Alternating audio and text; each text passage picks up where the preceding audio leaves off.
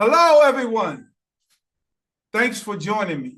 I am super excited about finding calm, how to navigate through life storms. I'm excited about this opportunity because you took the time out to learn more. My name is Douglas Reed. I am the founder, CEO of Ruach Enterprise, along with my wife, Nari Reed, celebrated author. We equip men and women how to breathe life back into their dreams and their aspirations. We conduct men and women conferences to give them the knowledge and the education and a support system as they step out on faith and be a better version of themselves. I understand challenges. I understand storms. If I would ask you, if you have been through some life storms, I'll say this. Put an S in the chat. Put an S in the chat standing for storm if you have been through some life storm.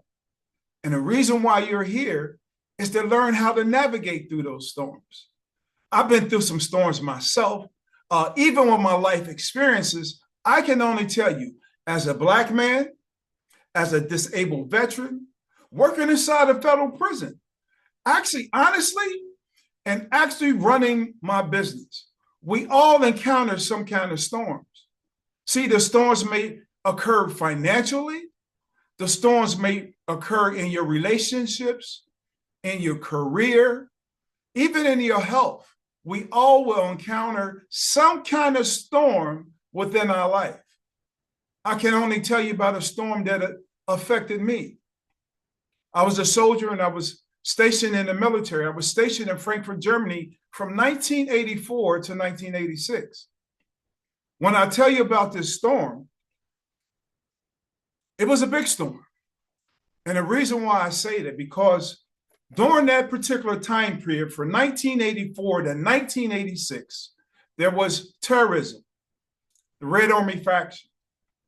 There were bombs all over Frankfurt, and the three that I remember. One was at the airport, one was at Rhein-Main Air Force Base, and one was at the Frankfurt PX. Now, let me tell you the story. So I remember as a young man, stationed in Frankfurt, Germany, the cabs were Mercedes-Benz. BMWs, Porsches were all over the place. I got the opportunity to purchase my first BMW, and I was excited. I cleaned it up every day, sparkling clean. And I remember one day that my wife wanted to go, my ex-wife, wanted to go to the Post Exchange. Actually, we had an argument about it. I wanted to go to the car wash. She wanted to go to the Post Exchange. I will never forget the day, November 25th, 1985. And this is what happened. I remember actually conceding to go to the Post Exchange. And while we were at the Post Exchange, I remember the loudest noise I have ever heard in my life. I remember the crashes. I remember the glass breaking. I remember loud voices. And I remember a man shouting, "Stay calm, do not move." If you know anything about therapy, you know it's fight, flight, or freeze. Freeze was one thing that I was not going to do. Only thing I remember was flight. And at flight, I remember taking my right hand and grasping my wife's hand and leading her out to the door.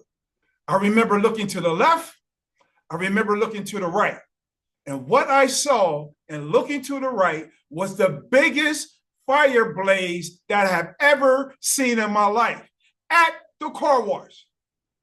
I couldn't believe it. So I remember grabbing her and running to the vehicle. We hop in the vehicle. I remember having trouble getting out of the parking lot because of the traffic. People were moving in all sorts of directions, to the left, to the right. And I remember the fear that was inside in my heart and anxiety. My adrenaline was flowing. I remember, I got to get out of here. I got to get out of here.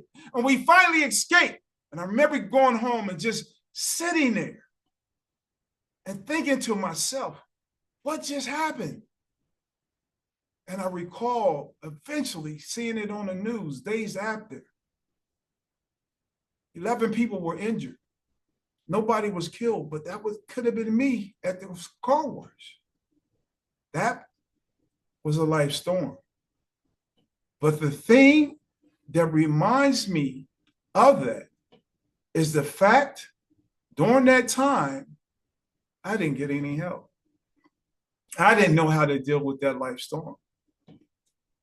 I would say 25 years I dealt with that storm until I went to therapy. I went to therapy and it actually changed my life because it got me an opportunity to deal and approach that trauma, life storm. But there was one thing that I did in my own self-study that I want to share with you that will change your life. There was this thing about wellness.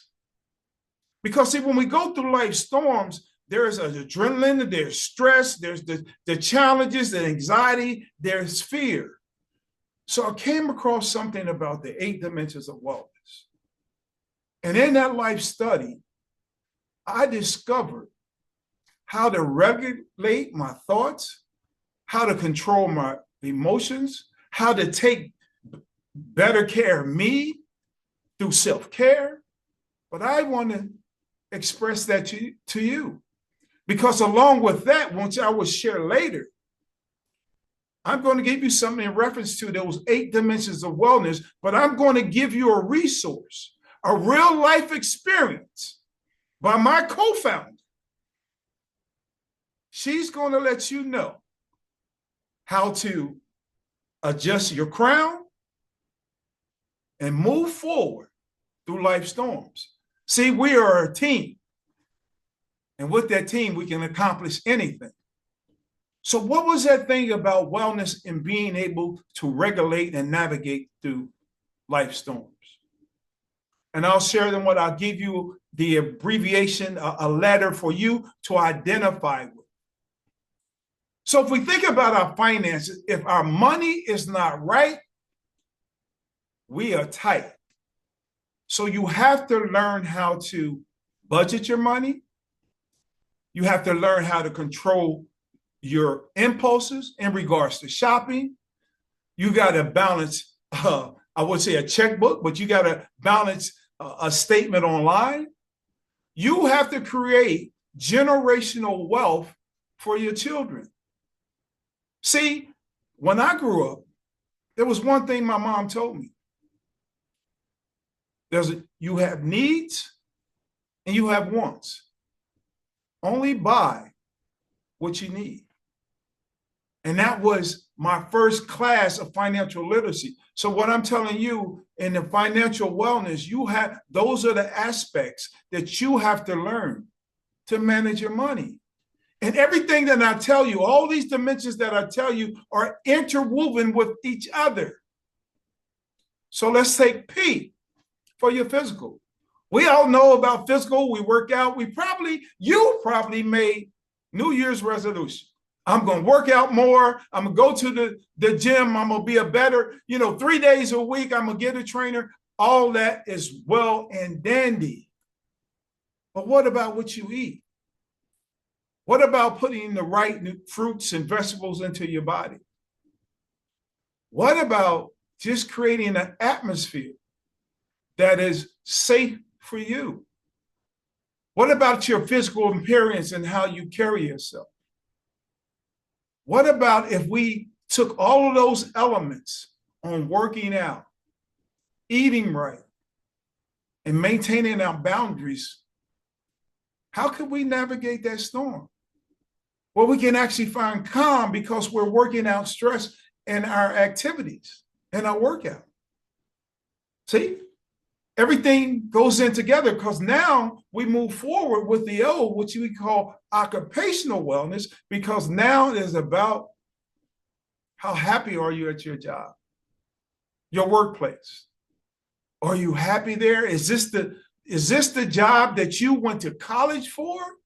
Or is this the job that you sat down and lay down in your bed dreaming, this is the perfect job that I want. Are you happy at that job? How are your coworkers? Or is there a career path that you see for the future? That you want to do this for the rest of your life? Do you want to be an entrepreneur? Do you want to step out on faith and those passions and dreams that you had as I talked about those conferences? Are you ready to breathe life into your dreams and your aspirations?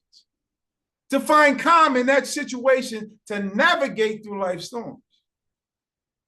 And see, even at your job and that occupational wellness, there's a place that you have to think about, and that's your social environment.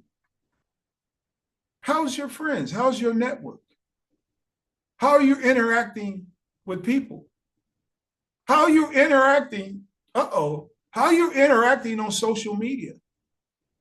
Are you interacting so much that is raising your blood pressure? Are you getting frustrated? Are you getting pissed off? Are you making comments on social media that you shouldn't? Where's the accountability?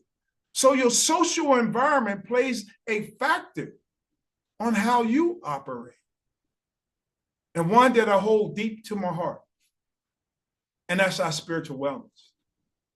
Because we have to understand that there's a higher power. There's a higher power that you have to be connected with. There's a higher power that helps you understand your beliefs and your values. There's a higher power that gives you purpose. And how do you do that? Meditation, prayer, reading material that gives you the knowledge and understanding of that higher power. See, that's on your spiritual level. I hold close to my heart because I want to be closer to God. I pray that you do too. But if you don't, I understand your spiritual wellness. You have to understand that there's a higher power. And then we talk about our intellect. I say I for intellect, because we have to remain teachable. We have to be in a position that we understand that our knowledge, nobody can take away from us. You have to read books. You have to educate yourself. You can't listen to anybody else, but you're able to make the judgment to make a decision from things from your experience, from your education, and from your knowledge. Then you have to exercise what they call that right side of your brain, that creativity part. You have to be able to, that craft or that instrument that you wanted to play or that hobby, that's the atmosphere that you want to create, because you never want to be in a position to never stop learning. We remain teachable. Even in this thing that we call life and finding the calm and how to navigate through life's storms, you have to find that storm. See, not only will you survive this storm, you will dance in the rain. Because now with the knowledge and the intellect that we have, what we find out that there's no losses, there's lessons to learn, to gain the experience on how to handle the next storm. You got to catch that. See, even in that, your intellectual wellness, you have to be accountable. And see, with that, we talk about our emotions. No, I'll say that for next. We talk about our environment. Are you in an environment where you feel safe? Are you in an environment where there is security? Do you have a sense of belonging where you can relax? Is it a safe place? See, when we think about environments, we think about going green. I get that part. But when I think about environment for myself, and I want you to take an account, I think about nature. I think about walking in a park where it's quiet and I can hear the leaves. I can actually hear the squirrels moving in and about. See, I think about nature nature for me, watching the sunrise or the sun come down brings a whole new level of peace. The beauty of a sunrise.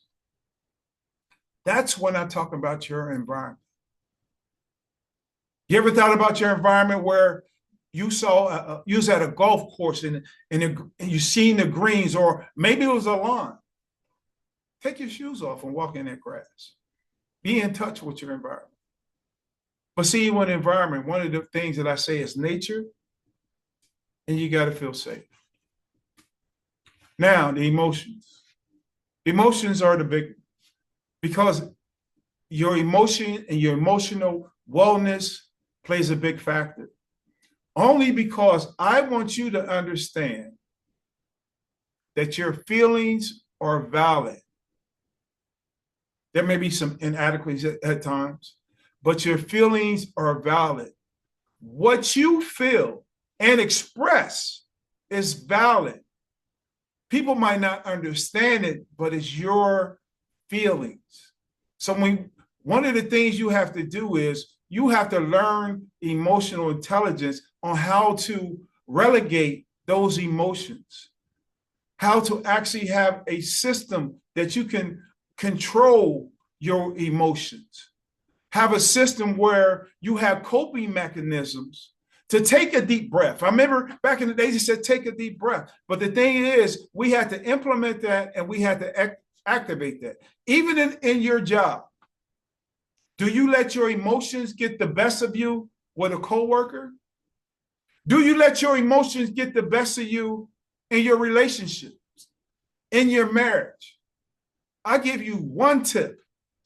One tip, and of course, I told you I'm going to give you something at the end that I want you to tap into. But one thing I want to give you, in regards to your emotions, if you're able in a relationship, if you are able in your relationship to have a conversation where there's communication, when somebody has to be the adult, even if y'all disagree, and you express the fact to your partner or your wife or your spouse, the simple fact of what you said hurt my feelings. That was the reason for me. I've been in a lot of platforms. One of the biggest platforms I was on, and I'll express this to you. I was a former director of an organization called Black Men Heal. They actually give free therapy to Black men. Their motto is heal men, heal men. I never understood it till I went through the therapy. And what I found out, that my feelings were valid. What I found out was my ability to show my emotions and yet still be able to express myself. And what I found out, that took me a while, because I'm a former soldier. I was so rigid you wouldn't believe. So what I found out, and I had to trust, and I had to actually bring into myself, was my vulnerability. And being comfortable to express that I was vulnerable. See, when I think about those things that I just expressed to you, and finding calm, how to navigate through life's storms, all those plays a factor. See, your finances, your physical, your occupational, your social, your spiritual, your intellect, your environment, and your emotions, they play a factor on your well-being, how you control your emotions, how you control yourself, how you take care of yourself, how you eat better. See, the three that are most important to me out of that is my spiritual, because I identify, I want to be the best version of me, understanding that I was fearfully and wonderfully made, that I'm here for a purpose. And I can be spiritual for a moment because I want to give God all the glory. Then the intellect, because now I read more books now than ever before, because there's so much chaos that's going on. Whether I read the Bible, autobiographies, or something that I'm passionate about, even in my business to learn more, I read books. And then it's my emotions. I will call them she. not S-H-E, S-I-E, because you're spiritual, your intellect, and your emotions. And I told you about this teamwork with my wife. She has a new book out. This is her second book, Royal Resilience. And I want to take this time out because I don't want to get this wrong. I want to take this time out to let you know that this book demonstrates how you can overcome challenges with grace, strength, and a sense of regal self-worth, reclaiming your dignity and confidence even after difficult times, perfectly aligns with spiritual growth and aspirations. So regardless of the challenges and trials you have encountered, there is hope. Your crown. She talked about adjusting your crown. Your crown may have been battered by unprovoked or unforeseeable storms, but it is still on your head. God might be preparing you for a greater future. When I talk about this crown, I'm talking it for kings and queens. So this is what I'm going to do. This is what I'm going to do. I'm going to give you what I'm going to do. I'm going to give you this number. And I need you to write it down. Write this number down because I need you to call me. I know you can email me. You know, there's websites, but I want you to call me personally. I want you to call me. And if I don't answer, I want you to shoot me a text and tell me that you're interested.